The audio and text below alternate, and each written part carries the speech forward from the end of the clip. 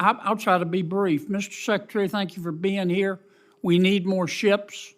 We're going to give you money to build more ships. You need to get those ships built. You need to build as many of them as you can in Louisiana, but let's get them built. General, is Russia our friend? Sir, they're not. Between Ukraine and Russia, who do we want to win that war? Well, we prefer there not be a war, but obviously... Well, but there is. Who do we want to win? Obviously, we want Ukraine to stand independently and not be consumed by Russia. Okay. Now, when Putin went into Ukraine, he thought he was going to roll in and take it over in 2 days like thunder on a summer night, didn't he? I believe he did. But the Ukrainian people have fought back, haven't they? Yes, sir. They have fought back. And they now have some of the most sophisticated drone technology in the history of the world, don't they? Sir, they do. They're doing very well with drones. And they're giving, with the limited resources they have, they're giving Russia a curb stomping, aren't they? I would say they are. In fact, they have knocked out, with their limited resources, 40% of Russia's export ability of their oil. They, since January, using their drones and limited cruise missiles, they have hit oil and gas facilities within Russia over 100 times. Not on the border, within Russia, right? Yes, sir. And Putin was so scared, he almost had to cancel their military parade. Didn't he? Well, I'm not sure of that, sir, but I will take your word for that, sir. Okay. All right. Well, how much money? Now, let me just lead you. The world has $300 billion of frozen Russian assets in escrow, don't we? I don't know, sir. I do. It's $300 billion. And 2/3 of that, about $225 billion, is sitting in Europe, isn't it? Again, sir, I'm not sure of that. Well, I am. And I'm surprised, no disrespect, that you don't know. And Europe has asked our permission to take that $200 to $225 billion. Well, I mean, strike that. That $225 billion, humor me, that's sitting there frozen. Isn't not a single penny is American taxpayer money, is it? I don't believe it is. No. It all belongs to Russia, doesn't it? I believe that is correct. And the sir. EU has asked our permission to take that money and give it to Ukraine so they can knock Russia in the next week and let's get this war over. That's a good idea, don't you think? Well, I think anything that can be done to stop that war is a good idea, sir. Would you support giving that $225 billion, no taxpayer money in America, to Ukraine? Again, sir, that's outside my purview as a service chief. Okay. Admiral, let me ask you a question. Would it be fair to say, based on his public and notorious comments, both before, during, and after the summit between President Xi and President Trump, that President Xi, how can I put this? He's nervous as a pregnant nun about what we're going to do on Taiwan, isn't he? Sir, I do think he is concerned about our capability against any invasion of Taiwan. I mean, talk about telegraphing your insecurities. I mean, he talked about it right out of the chute. He's practically sending us a television ad saying, I'm very worried about Taiwan. Now, we don't want a war with China, do we? Absolutely not. No. We want stability, though, with China, don't we? Yes, sir. And China doesn't recognize, President Xi doesn't recognize charity, does he? I can't speak to that, but I would say probably not. Well, he appreciates strength, doesn't he? I would say so, yes. If you're in a bar fight with President Xi and you start quoting Socrates like we did under President Biden, you're going to get your rear end whipped, aren't you?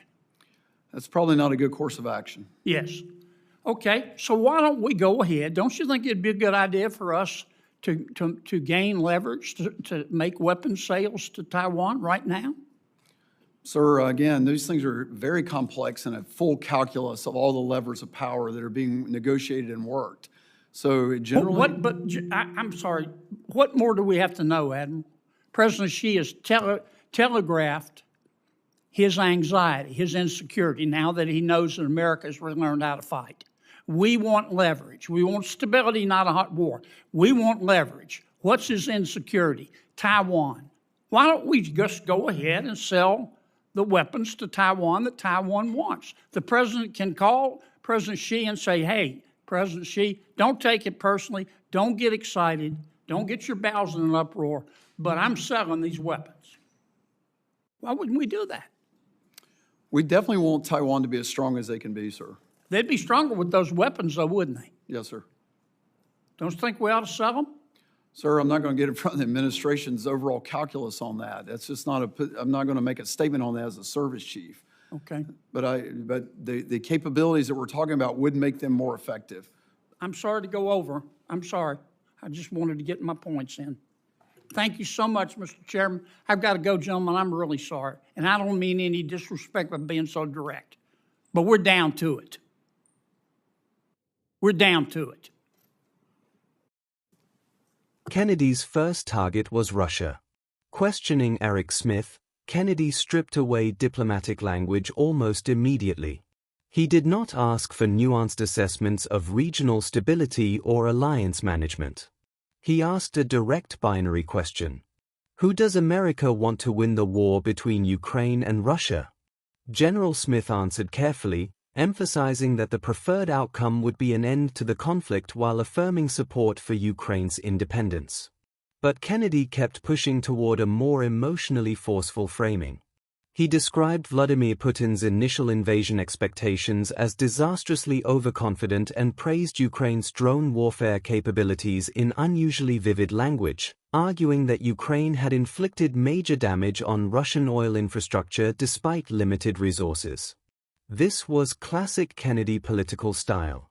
Conversational, theatrical, deliberately provocative, but built around a broader strategic argument. And that argument appeared to be this.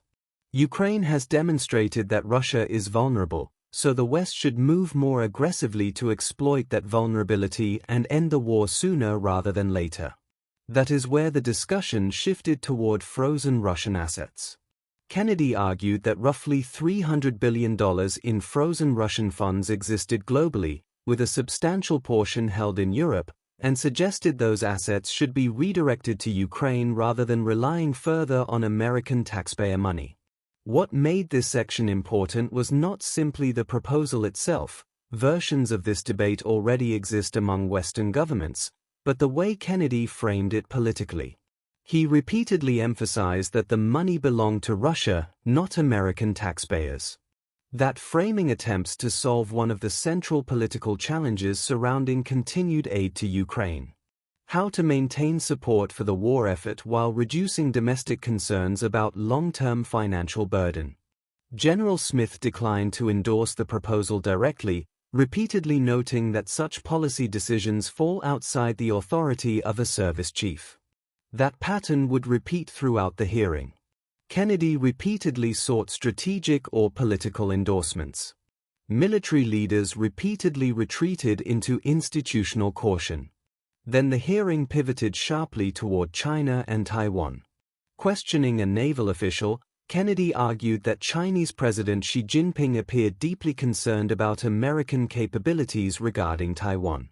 Again, Kennedy's language was intentionally dramatic and colloquial.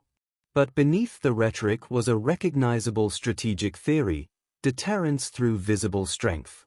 Kennedy repeatedly argued that China respects power, not diplomatic ambiguity.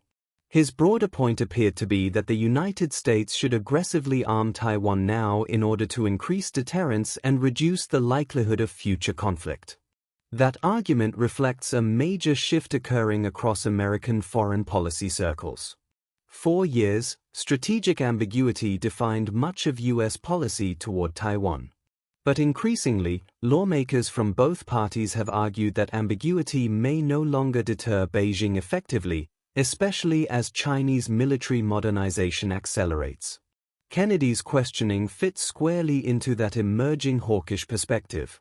But the military witnesses again resisted giving explicit political endorsements. When Kennedy pressed for direct support of expanded weapons sales to Taiwan, the response remained cautious. Taiwan should be strong, but broader strategic calculations belong to the administration as a whole. That hesitation revealed an important institutional divide. Elected officials often speak in terms of leverage, pressure, and political signaling. Military leaders, especially in public hearings, tend to avoid statements that could be interpreted as preemptive policy commitments or escalatory messaging. And throughout this exchange, Kennedy seemed visibly frustrated by that caution. What made the hearing notable was not simply the substance of the questions. It was the contrast between political urgency and military restraint. Kennedy spoke as though geopolitical windows are closing rapidly. Russia is weakened now, China is watching now, deterrence must happen now. The military officials responded as representatives of institutions trained to think carefully about escalation, alliance coordination, operational complexity, and civilian chain of command authority. That tension defines many modern national security hearings. Politicians often reward certainty and clarity. Military institutions often prioritize caution and flexibility. Neither side necessarily views the world incorrectly, but they operate under very different incentives. Kennedy's approach reflected a broader frustration increasingly visible in Washington. The belief that America sometimes hesitates too long in moments requiring decisive strategic positioning. Whether that instinct produces stability or greater escalation is exactly the debate now shaping American foreign policy toward both Russia and China. And this hearing exposed that divide in unusually direct terms. Because beneath the humor, analogies, and rapid-fire exchanges was a serious underlying question. In an increasingly unstable world, does deterrence come from restraint, or from demonstrating unmistakable willingness to act before adversaries move first? What do you think? Should the United States move more aggressively to arm allies like Ukraine and Taiwan in order to strengthen deterrence, or does that risk accelerating larger global conflicts? Leave your thoughts in the comments below. And if you value long-form congressional analysis that breaks down the strategy, power struggles, and geopolitical consequences behind these hearings, subscribe to Capital Oversight for more oversight coverage and deep political analysis.